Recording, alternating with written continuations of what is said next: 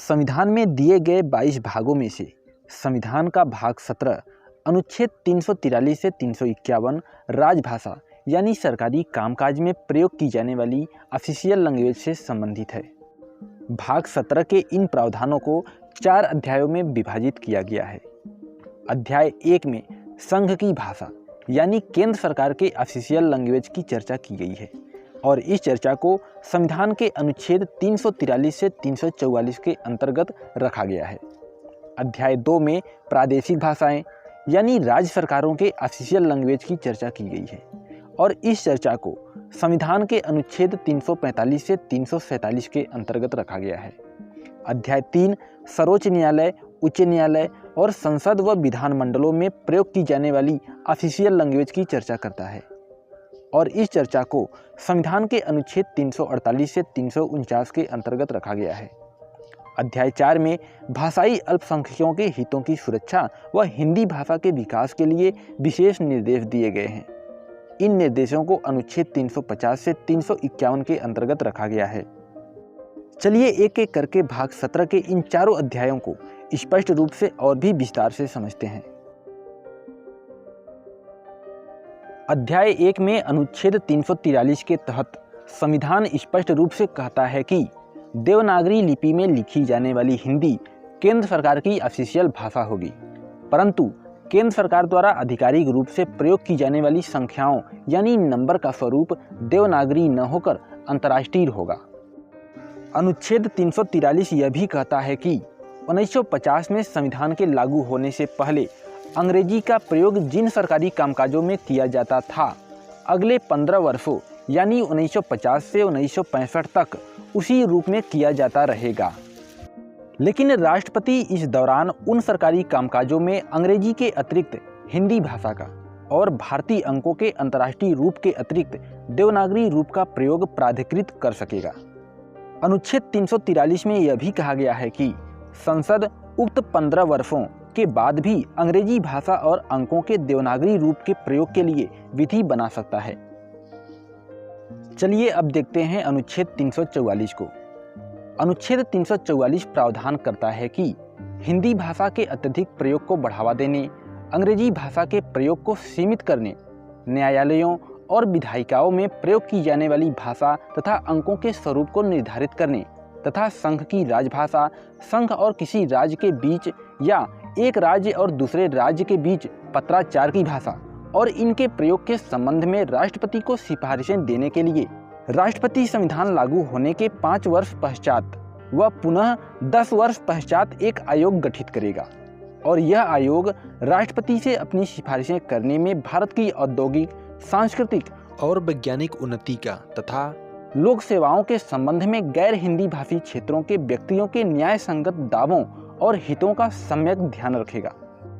अनुच्छेद 344 के तहत ही आयोग द्वारा राष्ट्रपति को की गई सिफारिशों की जांच के लिए एक समिति गठित की जाएगी। इस समिति में 30 सदस्य होंगे, 20 लोकसभा से और 10 राज्यसभा से। इस तरह 1955 में राष्ट्रपति ने वीजी खेर की अध्यक्षता में एक आयोग का गठन किया।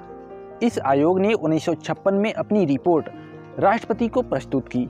इस रिपोर्ट की समीक्षा करने के लिए 1957 में पंडित गोविंद बल्लभ पंत की अध्यक्षता में संसदीय समिति गठित किया गया। कुछ समय बाद 1963 में राजभाषा अधिनियम 1963 द्वारा संघ के सभी सरकारी कार्यों व संसद की कार्यवाही में 1965 के बाद भी अंग्रेजी के प्रयोग को जारी रखने, साथ ही हिंदी के प्रयोग को बढ़ावा देने के लिए उपबंध किया गया, लेकिन इस बार अंग्रेजी के प्रयोग के लिए कोई समय सीमा निर्धारित नहीं की गई। इसके बाद 1967 में केंद्र सरकार के किसी भी कार्य में हिंदी के साथ अंग्रेजी भाषा के प्रयोग को अनिवार्य करने के लिए राजभाषा अधिनियम 1963 का संशोधन किया गया। चलिए अब चलते हैं अध्याय 2 में। जैसा कि आप पहले ही जानते हैं, अध्याय 2 राज्यों की भाषा से संबंधित है। अध्याय 2 के अनुच्छेद 345 के तहत किसी राज्य की विधायिका उस राज्य में प्रयोग होने वाली भाषाओं में से किसी एक या अधिक भाषाओं को या हिंदी को उस राज्य की शासकीय भाषा चुन सकती है, परंतु जब तक यह व्यवस्था न हो उस राज्य की आधिकारिक भाषा अंग्रेजी ही होगी।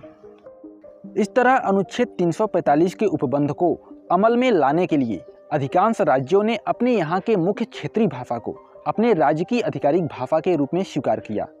आंध्र प्रदेश ने तेलुगु, केरल ने मलयालम, असम ने असमिया, पश्चिम बंगाल ने बंगाली, ओडिशा ने ओडिया, गोवा ने कोंकणी, मराठी और गुजराती को चुना।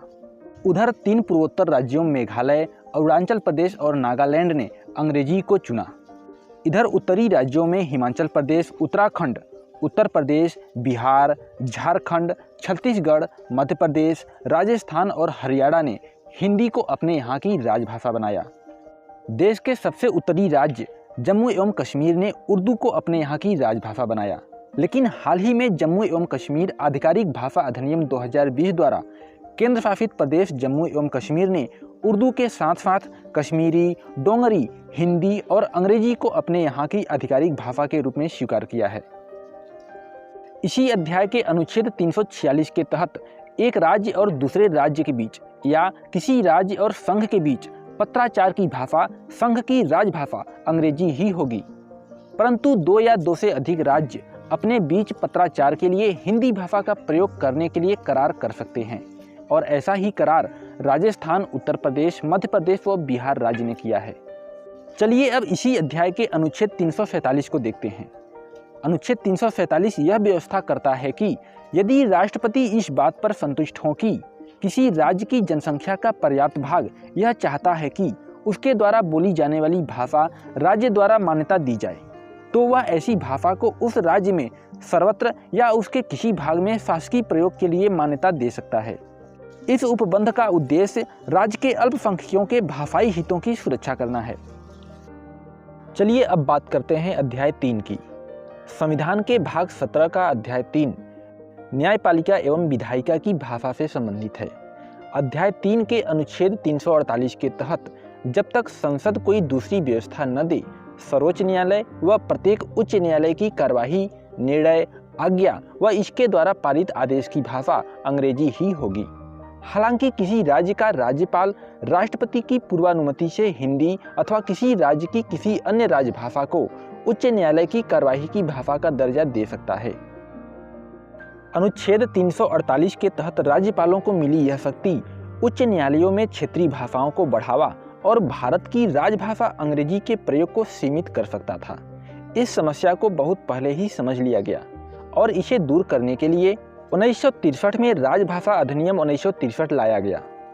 इस अधिनियम ने राज्यपाल को तो यह अधिकार दिया कि वह राष्ट्रपति की पूर्वानुमति से उच्च न्यायालय द्वारा दिए गए फैसलों, निर्णयों, पारित आदेशों में हिंदी अथवा राज्य की किसी अन्य भाषा के प्रयोग की अनुमति तो दे सकता है, परंतु इसके साथ ही इसका अंग्रेजी में अनुवाद भी संलग्न करना होगा।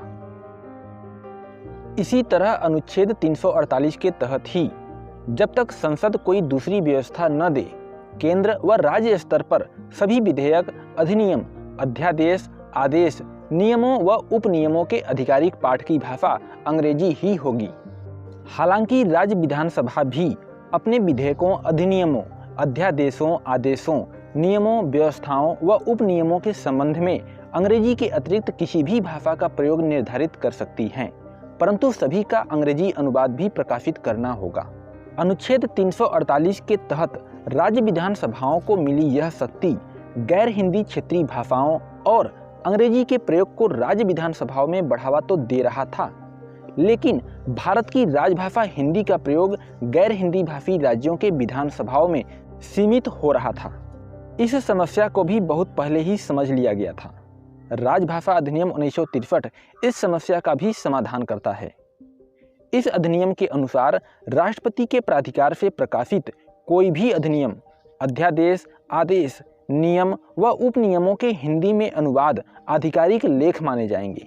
इसके अतिरिक्त संसद में प्रस्तुत प्रत्येक विधेयक के साथ इसका हिंदी अनुवाद भी होना आवश्यक है। इसी प्रकार कुछ मामलों में राज्य विधायिकाओं के अधिनियमों व अध्यादेशों का भी हिंदी अनुवाद होगा। चलिए अब देखते हैं इसी अध्याय के अनुच्छेद 349 को।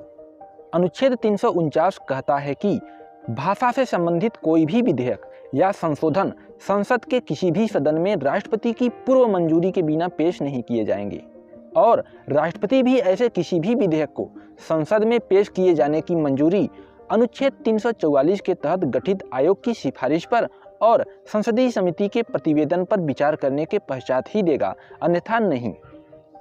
चलिए अब चलते हैं अध्याय 4 की तरफ।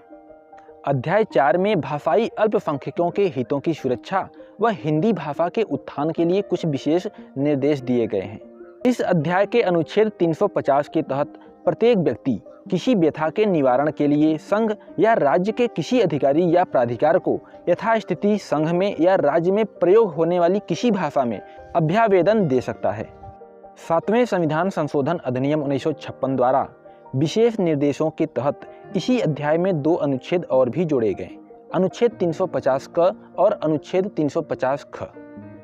इनमें से अनुच्छेद 350 क यह व्यवस्था करता है कि प्रत्येक राज्य और राज्य के भीतर प्रत्येक स्थानीय प्राधिकरण भाषाई अल्पसंख्यक वर्गों के बालकों को शिक्षा के प्राथमिक स्तर पर मातृभाषा में शिक्षा की पर्याप्त सुविधाओं की व्यवस्था करने का प्रयास करेगा और राष्ट्रपति किसी राज्य को ऐसी सुविधाओं का उपबंध करने के लिए आवश्यक निर्देश दे सकता है।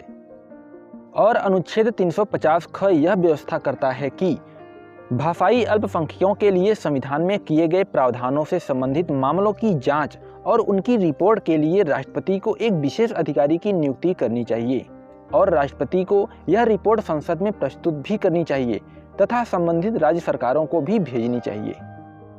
चलिए आगे बढ़ते हैं और देखते हैं भाग 17 और इस अध्याय के अंतिम अनुच्छेद को, जो हिंदी भाषा के विकास के लिए केंद्र सरकार को आवश्यक निर्देश देता है।